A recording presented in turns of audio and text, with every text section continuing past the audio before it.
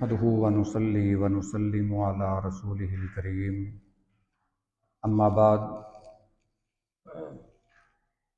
سیدنا ابن ابی اوفا رضی اللہ تعالی عنہما سے مروی ہے، ان کے نام میں اختلاف ہے، بعض نے ان کا نام عبداللہ کہا ہے، بعض نے علقمہ کہا ہے۔ یہ بھی صحابی تھے، ان کے ایک بھائی وہ بھی صحابی تھے، اور ان کے والد محترم بھی صحابی تھے۔ بیان کرتے ہیں کہ ایک دیہاتی نبی کریم صلی اللہ علیہ وسلم کی خدمت میں حاضر ہوا۔ اس نے عرض کی، اے اللہ کے رسول، انی قد عالجت القرآن، میں نے قرآن سیکھنے کی بڑی کوشش کی ہے، میں نے بڑی محنت کی ہے کہ قرآن کو سیکھوں پڑھوں، فلم استطع فعلمنی، مگر میں کامیاب نہیں ہو سکا، لہٰذا مجھے کوئی ایسی چیز سکھا دیجئے کہ جو قرآن کا بدل بن سکے۔ قرآن تو میں نہیں پڑھ سکتا، قرآن کی جگہ میں وہ چیز پڑھ لوں، وہ دعا پڑھ لوں، وہ ذکر کر لوں، اور میرا اجر قرآن پڑھنے کے برابر ہو جائے۔ آپ نے فرمایا، قل سبحان اللہ والحمد للہ ولا الہ الا اللہ واللہ اکبر، تم یہ کہا کرو، سبحان اللہ، الحمد للہ، اللہ اکبر اور لا الہ الا اللہ۔ وہ دیہاتی جب یہ سن رہا تھا تو ساتھ ساتھ اپنی انگلیوں پہ شمار کر رہا تھا، جیسے ہم کوئی ذکر شمار کرتے ہیں، سبحان اللہ، الحمد للہ، اللہ اکبر، لا الہ الا اللہ۔ اس نے انگلیوں پہ یہ 4 ذکر شمار کیے اور پھر عرض کی، اللہ کے رسول، یہ سب کچھ تو میرے رب کے لیے ہے، میرے لیے کیا ہے؟ آپ نے فرمایا، تقول اللہم اغفر لی ورحمنی وعافنی وارزقنی، تم پھر یہ دعا بھی پڑھا کرو، اللہم اغفر لی، اے اللہ مجھے معاف فرما دے، ورحمنی، مجھ پر رحم فرما، وعافنی، مجھے عافیت دے، وارزقنی، اور مجھے رزق عطا فرما۔ وہ دیہاتی یہ پوچھ کر چلا گیا، نبی کریم صلی اللہ علیہ وسلم نے اس کے بعد فرمایا، ذهب الاعرابی وقد ملأ یدیہ خیرا، یہ جو دیہاتی آیا تھا یہ اپنے دونوں ہاتھ خیر و بھلائی سے بھر کر واپس چلا گیا ہے۔ ایک روایت میں لا حول ولا قوت الا باللہ، یہ کلمات بھی ہیں۔ یہ امام بہقی نے اپنی کتاب السنن الکبریٰ میں روایت نقل کی ہے۔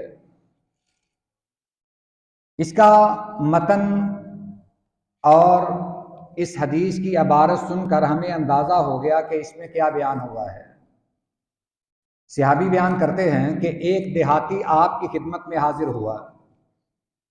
ایک اور صحابی بیان کرتے ہیں کہ ہم جو مدینے کے لوگ تھے وہ آپ سے زیادہ سوال نہیں کرتے تھے، ہماری یہ کوشش ہوتی تھی کہ کوئی دیہات سے بندہ آئے، وہ آپ سے سوال کرے اور ہم آپ سے اس کا جواب سنیں۔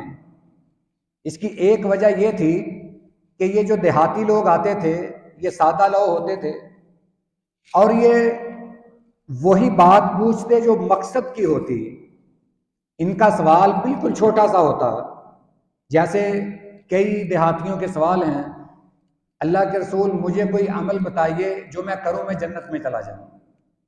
یہ کتنا چھوٹا سا سوال ہے اور ہے کتنا بڑا، یعنی پوچھا یہ جا رہا ہے کہ اللہ کے رسول مجھے کامیابی کی کوئی راہ بتائیے۔ اسی طرح یہ دیہاتی جو آتے وہ آپ سے ایسا سوال کرتے جو بڑا ہی پرمغز ہوتا، بڑا جامع ہوتا۔ اسی طرح ایک دیہاتی نے یہ کہا، اللہ کے رسول میں نے بڑی کوشش کی ہے کہ قرآن سیکھوں پڑھوں مگر میں کامیاب نہیں ہو سکا، میں اس کی طاقت نہیں رکھتا، لہٰذا مجھے کوئی ایسا ورد، ایسا وظیفہ بتا دیجئے جو میں کروں اور میں قرآن پڑھنے کے اجر کے برابر ہو جاؤں۔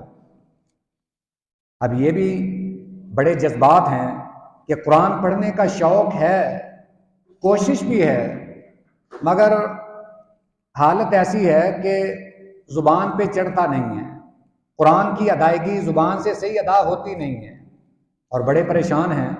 دور دراز کا سفر کر کے آپ کی خدمت میں حاضر ہوئے کہ اللہ کے رسول میرے ساتھ تو یہ معاملہ پیش آیا ہے، میں قرآن پڑھنے کی کوشش کرتا ہوں، بڑی محنت بھی کرتا ہوں، مگر پڑھ نہیں پاتا۔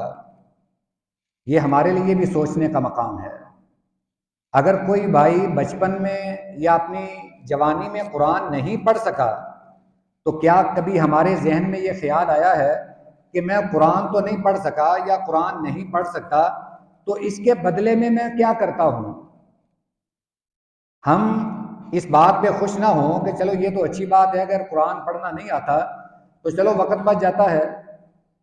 الیاذ باللہ، یہ میں ایک مثال عرض کر رہا ہوں کہ ہماری بھی ایسی ہی کوشش ہو، اگر ہم قرآن نہیں پڑھ سکتے تو اس کو سیکھنے کی کوشش کریں، اس کو پڑھنے کی کوشش کریں۔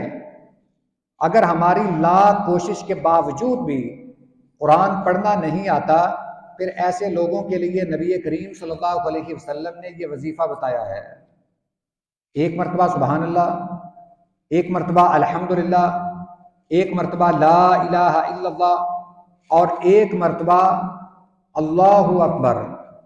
جب آپ یہ فرما رہے تھے وہ دیہاتی آدمی اپنی انگلیوں پہ یہ شمار کرتا جا رہا تھا۔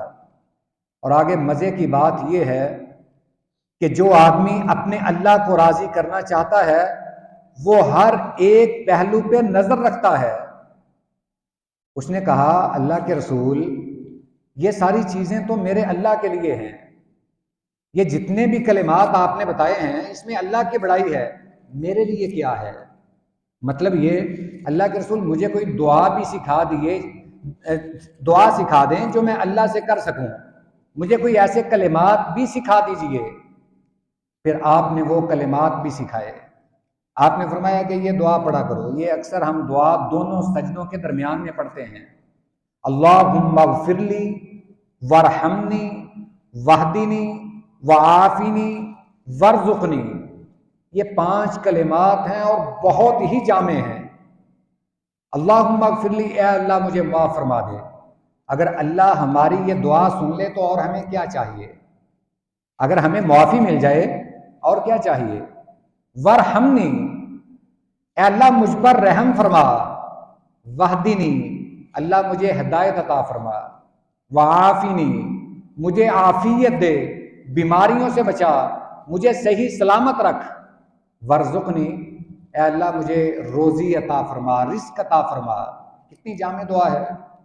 شاید کئی لوگ ایسے بھی ہوں گے یہ جو سجدوں میں پڑھی جانے والی دعا ہے وہ اس سے محروم رہ جاتے ہوں۔ ہمیں نماز کا حق ادا بھی کرنا چاہیے، یہ دونوں سجدوں کے درمیان میں دعا پڑھنا یہ ثابت ہے۔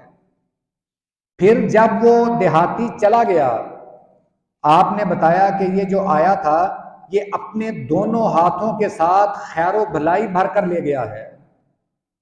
اصل کامیابی یہی ہے جسے نبی کریم صلی اللہ علیہ وسلم فرما دیں کہ اس نے خیر و بھلائی حاصل کر لی ہے، بس اسی میں خیر و بھلائی ہے۔